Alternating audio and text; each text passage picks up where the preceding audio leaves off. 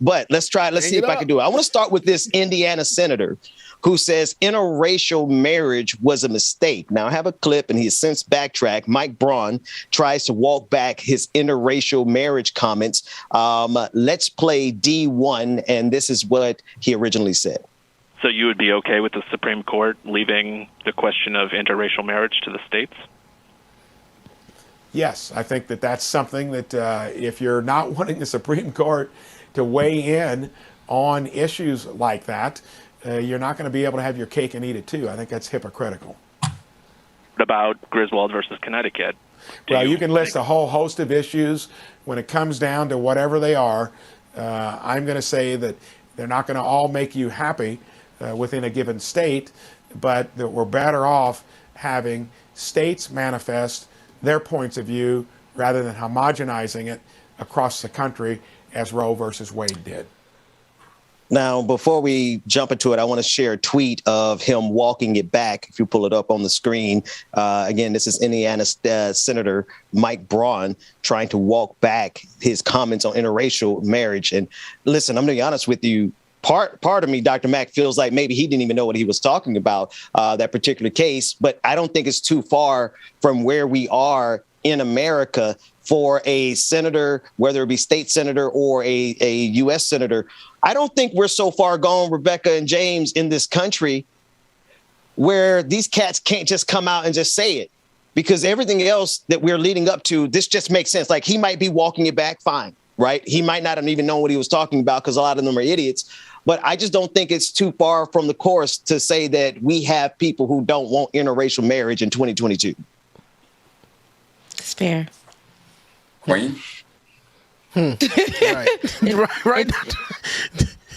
It's fair to say that, Ben. It's not like we ain't living in the times where it's shocking to say something like that, because these they out here just walking maskless during the pandemic, but literally maskless, and then no more KKK mask, no more none of that, no hoods, no nothing. They're doing this stuff for free. They're sitting in these positions, and they don't care anymore. It's like this is what my ancestors, they did. It was white with white people. It was, and me, my preference is, black folks with black folks, but it is what it is. I mean, there are going to be people who don't want to see, it's not that I don't want to see mixed couples, but there are white people who do it because they're just racist as hell. They just believe they have to keep the bloodline pure, and they have to make sure that, they don't mix in little mulattoes or whatever the case may be. They don't want to dirty up the family name and things like that.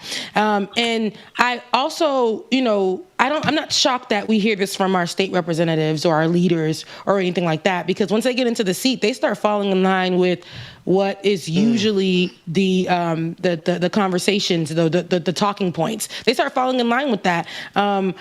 The only thing is, the difference is that we live in a time now which, if you say something, we're going to read you your rights. We're going to make sure that everybody knows. Every time that you run, every time your face is posted, every time you say something online, we're going to keep on reminding you of what you said just last week.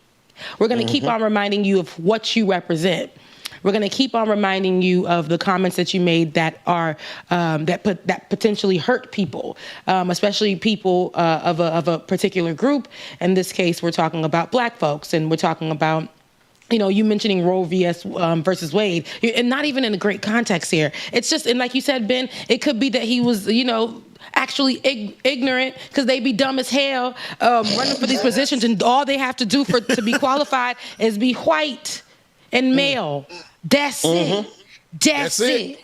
That's it. Just the other day, yesterday, another, these people really sit here and they'll argue these points. This point doesn't make any sense to me, but just yesterday, there was a story that came out, and Olay, friend to the show, actually posted it, and it's a proposed a GOP bill that's going to eliminate age requirements in Tennessee for marriage.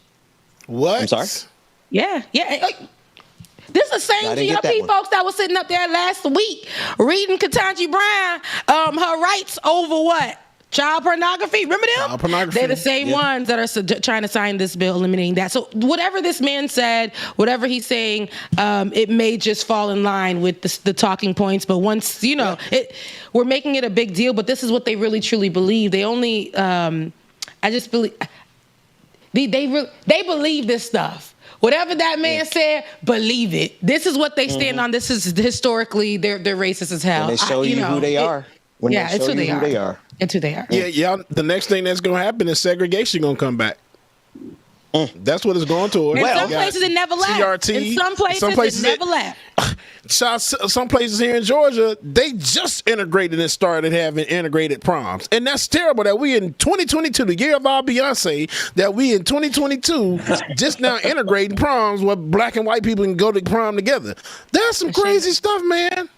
That's crazy. Queen, let me say this from a historical perspective, and I'm going to push back on Ben saying that maybe he didn't know what he was talking about. If you go back to 1915, when D.W. Griffith made the film Birth of a Nation, at the core of Birth of a Nation was the protection of the sanctity, if you will, the purity, if you will, and the fear of black men dealing with white women. That was the core of that. And that film first was shown in a private screening in the White House. So do I think that this man did not know? No, he was actually, you might as well have been listening to D.W. Griffith when he talked about interracial marriages being a problem. And at the same time, this will be the same man who will tell you, as a member of the Conservative Party, that I am a God-fearing man. Well, Mr. Senator, I would simply ask you and anybody else who has any questions about interracial relationships. I don't know what God you serve, but whatever God it is you serve, answer this question. If you were to take a baby girl or baby boy, a baby of every race, every religion, and place them in front of your God, who would your God love the most? And I think all of us will say that, well, my God would love everybody equally. Then why is it that your love can supersede God's love? Who are you to tell me who it is that I can love? So the nonsense that was espoused by him, it wasn't out of ignorance. This is why they ought to not be fighting against CRT, so that you can understand cultures of different people. You can understand not just cultures of different people, but you can understand humanity. Because say what you want, but man has always inherently known when man hurts man.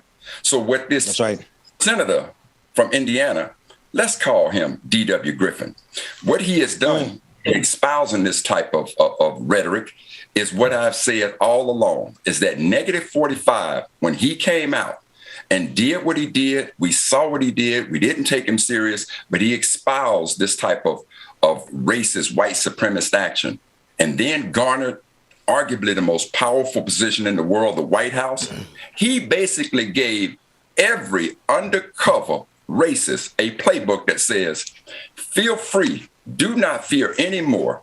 Say what it is we feel about the superiority of the Aryan nation, white supremacy. So no, I don't give this senator from Indiana a pass. He is nothing more than a modern day D.W. Griffin espousing the virtues of Birth of a Nation in his attempt to protect the quote unquote sanctity and purity of white women.